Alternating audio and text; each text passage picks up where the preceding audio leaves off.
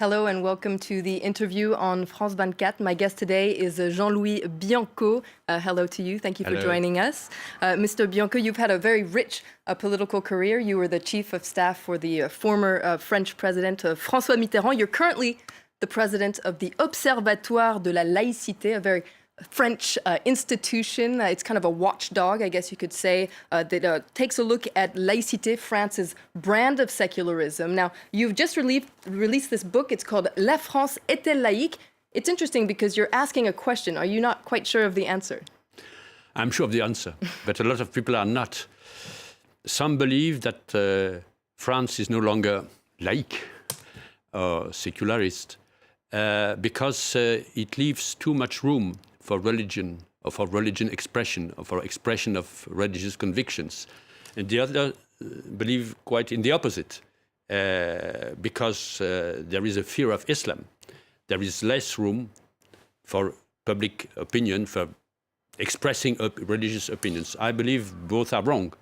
But it has to be demonstrated, and this is the aim of the book. That's the aim of the book, and the aim of your observatoire as well, your watchdog, because part of your mission is actually to teach people about laïcité. You publish guidelines for companies, for instance, for schools. Local authorities or for associations. That's right, and you maybe should publish a book for foreigners as well, because abroad we have a hard time understanding the French version of secularism, laïcité. If you could define in a nutshell what French laïcité is and how different it is from other kinds of secularism around the world. First of all, French laïcité is a product of history. And when one speaks about laïcité, one should never forget from where we come. The laïcité is a set of principles, a set of rules. It's not a religion. It's the possibility of having a believing or not. But the first pillar of laïcité is freedom. It is written in the Déclaration universelle des droits de l'homme, Declaration of Rights of Man and Citizens of 1789, which says in Article 10, I quote, "No one should be prosecuted for his religious opinions, provided that their manifestation does not disturb the public order established by law." Every word is important, and it's true today as it was two centuries ago, or almost 2 centuries ago. First, freedom. Freedom of conscience, freedom of religion, freedom of practicing of cult, religion. Second point is the neutrality of state. State is not under the rule of any religion opinion, any religion law, which brings to the neutrality, which is very typical of France. Absolute neutrality in principle for French civil servants, for any public agent, for teachers, who should not express their views, political either, or philosophical or religious. And the third point is the fact that we are different. It's obvious all these differences can be an enrichment for everyone and for the French nation altogether, under one condition. One should never forget that what unites France is the citizenship. We are all, women and men, citizens with equal rights and equal duties. Absolutely. And what's interesting about, you were talking about the Declaration of Rights of Man, etc., that really led into the law, because there's a law in France that talks about laïcité, secularism, and it dates back to 1905. Now, exactly. This law is quite old. It's older than 100 years old.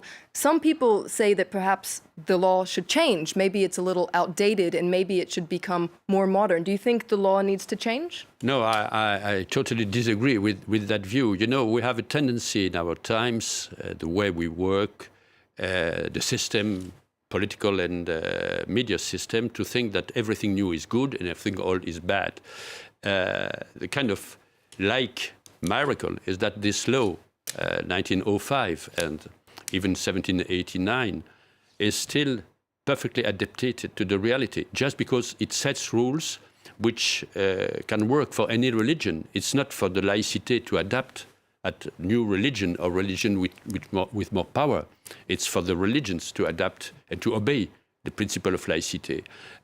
If one says 1905 is very old, I should answer 1789 is older, so why should we change the Déclaration des droits de l'homme et des citoyens, declarations of human rights and citizen rights? That is a valid point, but a lot of people say that French society has changed a lot in the last 100 years. We've seen, for instance, the emergence of Islam as the second religion in France. And indeed, when we hear about secularism outside of France, it often comes in the context of Islam. For instance, in 2004, there was a law that banned headscarves in public schools. More recently, we've heard about the burkini scandal this summer. It seems like every time we talk about laïcité, secularism, we're talking about Islam. And critics say that it seems, at least, as if, Muslims are kind of stigmatized by this law. Do you think that France has a problem with Islam and in religion in general, but with Islam in particular?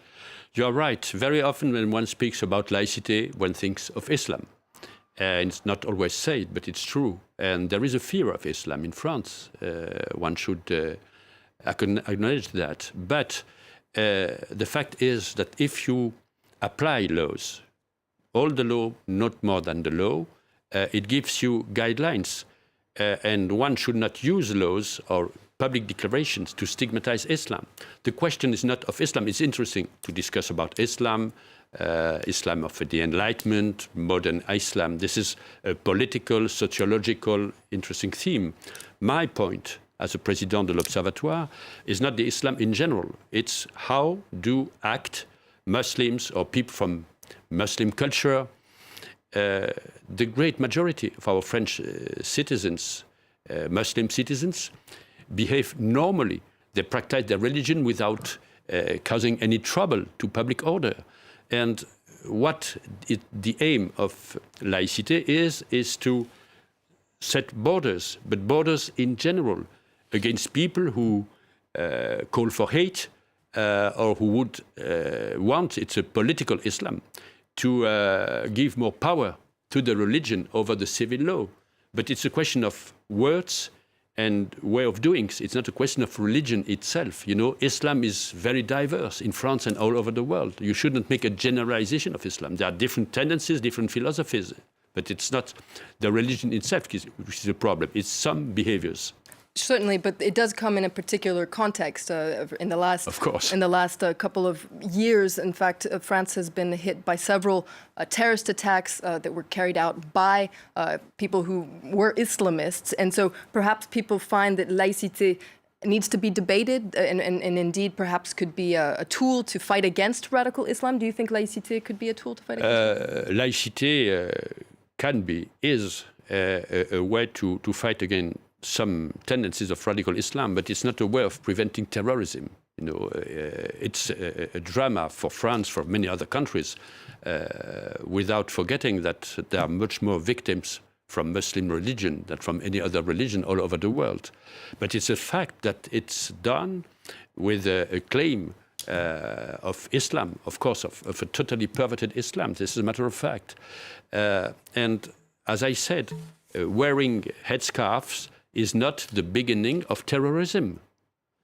If you are obliged by your community to have a headscarf and you don't want to, it's against laïcité. It's a freedom, but it's a freedom to wear or not to wear. That's right. And what's interesting, though, is laïcité also comes hand in hand with a big debate currently about French identity. Right. Do you think that a multicultural, multi-ethnic society is compatible with laïcité? And certainly, what does it mean to be French today?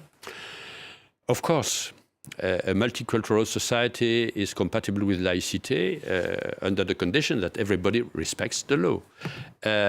French identity today is a very interesting debate, of course, perverted sometimes when you speak about French identity as if we were all Christians, blonde men, Gaulois, which has no sense, which did never exist. The beginning of French identity is the history, but history is multicultural. We are not only Christians. We are not only from Christian origins. There has been a mixture all over those centuries. Then the identity is the will of living together, but it's also a project. What do we see for France in the future? And there can be a project from right wing or from left wing. So laïcité is a important part of the identity, but you cannot reduce French identity to laïcité. Laïcité. And speaking about the future, we have a presidential election coming up. Laïcité seems to be a big debate within that presidential election. Do you think that some people, perhaps from the far right, the extreme right, use laïcité for political gains and use laïcité to, in a way, hide racist rhetoric? It's obvious. As far as French Front National is concerned, and as well a part of the French right says almost the same things. In their words, laïcité means anti-Muslim, anti-Islam, and it's a perverted way of thinking, and it's very dangerous because it provokes reactions. So I call for all politicians to be responsible, not to misuse the word laïcité, but to use it as our common treasury. And just one final question, because we're talking about the presidential election, but also laïcité comes kind of hand in hand with the idea of living together, vivre ensemble, this central concept to France as well. How do you think that authorities can encourage vivre ensemble in the current context? By a lot of initiatives which exist. For instance, the initiative from Abdenour Bidar, who is one of our members of the observatory Fraternité Générale, to encourage all people to do things together, not only to live together, but to do things together. Absolutely. Well, thank you very much, Jean-Louis Bianco, for being our guest today. And do remember to check out his book, La France est-elle laïque, with the Éditions de l'Atelier. That's all for the interview. Do stay tuned for more news coming right up.